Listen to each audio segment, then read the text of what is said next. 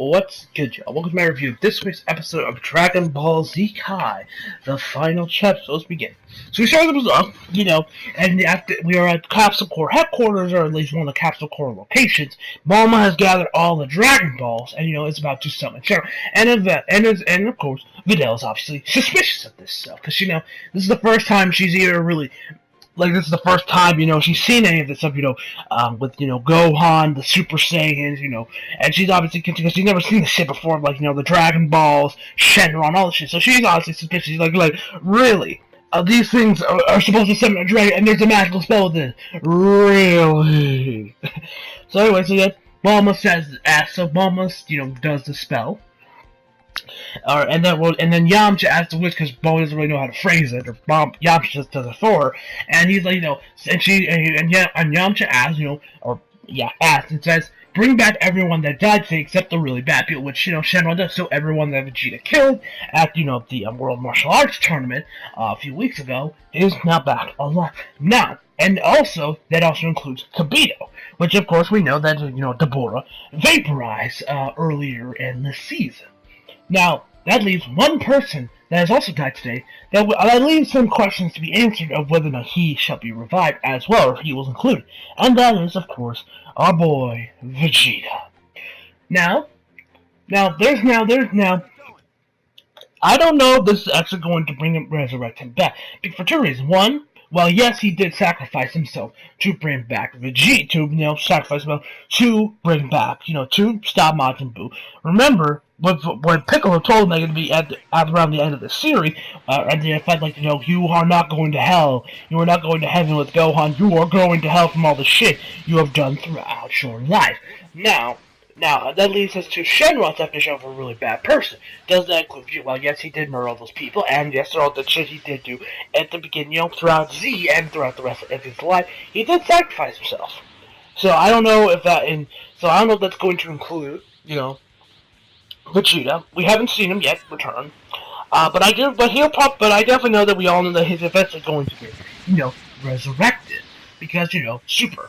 So I'm thinking that's either going to be now, like in a couple episodes, we're going to see, Vegeta wake up. Now, granted, now, I'm not sure about his body, because, in Super, when, the Frieza Force tried to resurrect Frieza, he was all sliced up in pieces, because, Trunks.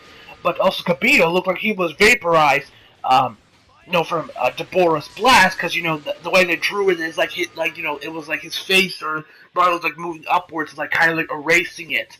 As his body was vaporized.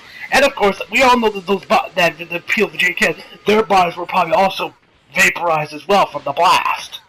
So, now, I'm kidding. Now, this may include him. I'm not sure this is actually going to include Vegeta, because we don't know what exactly Shenron's definition of really bad people are.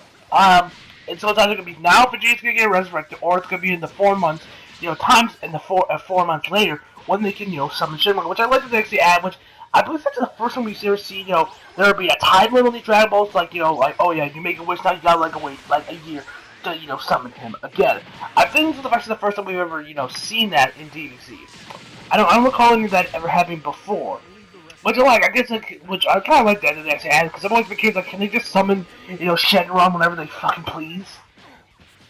And now that actually leads me to the question. Now that actually leads me, which is not to show that, the Dragon Balls are still OP as hell. I mean, death is a little bit more of an inconvenience in Dragon Ball. I mean, the Dragon Balls used to be at the beginning and see you can only resurrect someone one time, and then that's their chance, and they die again, and they're dead forever. But then once they got their hands on the Namek Dragon Balls in the Free Saga, it's resurrect anyone that dies. Death is mere. It's just an inconvenience now. Death is just nothing but an inconvenience at this point. So yeah. That's enough. And actually, later on, Goku arrives, and after he tried to stop him, because they don't want to make sure they use all 3 wishes, because then they have to wait a year to summon him back. Shenron, I mean. So he gets there. They've already used up a wish, and Gohan tells Shenron, hey, we don't need your help anymore. Please go away. And then, and Bulma's like, hey, what's going on? And she tells her, we are going to the tower, to the tower. Krillin and everyone's already there, so you guys wait. And then Bulma asks her, get everyone, and Goku tells everyone to get an instant transmission, so everyone grab onto him. So, and then Bulma grabs her parents, but they're not there. But her parents don't want to go, because they don't want to leave their pets. I don't know why they just don't take them with them. But whatever, they're gonna stay in the front lines with Majin Buu around. And actually, Bulma's mom said something that I feel like it's probably Akira Toriyama probably being self-aware about how OP the Dragon Balls are, or maybe it's just me. And she's like, oh, don't worry, dear, do not beware get killed by Majin Buu. You just resurrect us with the Dragon Balls. And the most casual tone ever, like, oh yeah, you can resurrect with the Dragon Balls, it's no big deal. Which I don't know if that's Akira Toriyama being, self-aware about how OP the Dragon Balls are, or that's just something I noticed. But yeah. So, and then she asks Fidel, like, oh, Fidel, you not come with him? She's like, no, don't go without me! I love Fidel. She's honestly best girl in DBZ. I mean, I like all the other girls. I like 18. I like, Bulma. You guys know I fucking despise Chi-Chi. She is a bitch. But yeah, I still like her. She has a great personality. She looks good. She looks great. Everything I need. Bulma's just, Bulma's the OG. 18 doesn't have much personality, and Chi-Chi's a bitch. And so yeah, so they do Instant Transmit. Then we get to Deborah and Babidi and Majin Buu. And they're pretty much just doing what they've been doing in the past couple of episodes, and that's wrecking shit. This time they go to a bakery. Majin Buu just shoves some face full of cakes, and and actually, does Majin Buu remind anyone else of Kirby? Like at all? I mean, actually, go watch the episode and see Majin Buu, stuffing his face full of cake. Shooting key blasts or whatever out of his mouth, which he does later, to a bunch of cops that are, trying to arrest him. Does anyone else have that feeling that, Majin Buu kind of reminds me of Kirby, or is that just me? Really curious what you guys think about that. And so, after after Majin Buu's had his fill of cake or whatever they ran out of it, Majin Buu leaves, and actually when the waitress steps on Babidi's cape, and she's like, you're gonna pay for everything. You're gonna pay for the case your friend ate. You're gonna pay for the windows he broke, and all that shit. And Babidi's like, I'm not paying for shit. I am the wizard, Babidi. You ignorant witch. So and then Babidi has her disappear, and they go on their way, and then pops up, and Majin Buu takes quick care of them. And then we get back to Goku, where he pretty much drops the bombshell that Vegeta is and Gohan is it, and that's what he's actually not, which.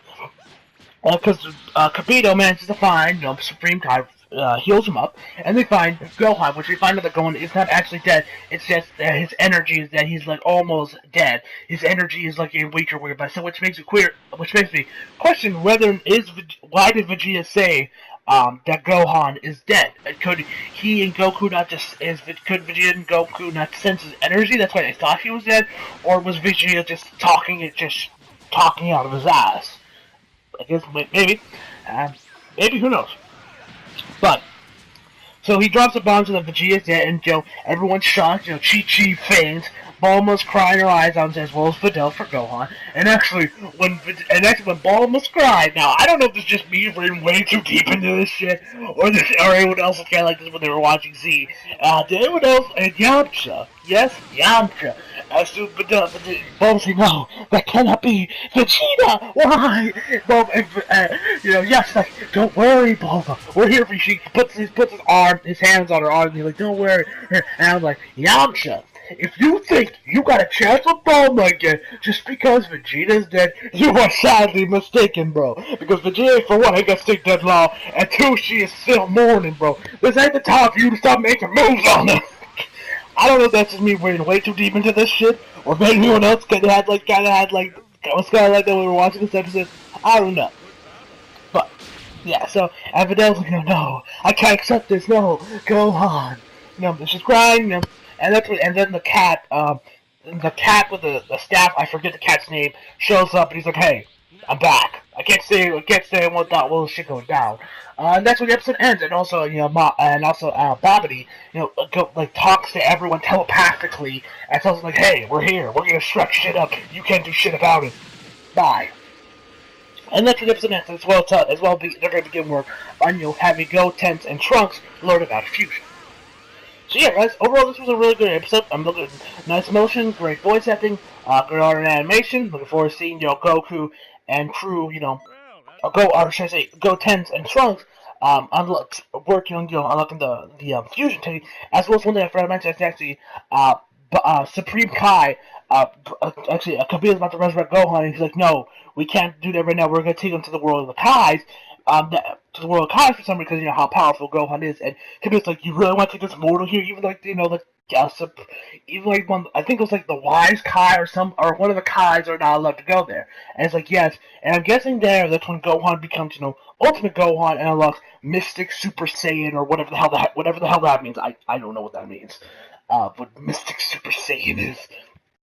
That's why when it's become Ultimate Gohan, that's when he's probably going to come back and, you know, face up probably against Super Boo or Kid Boo or whatever Boo he's going to be face off against. So yes, and this episode ends. So yes, that's what we're going to mention as well. So yes, overall, really good episode. I give this episode an 8.5 out of 10. Enjoyed it. So yeah, guys, hope you enjoyed the video. Leave a like if you did, subscribe if you're new, and as always, come back for more. See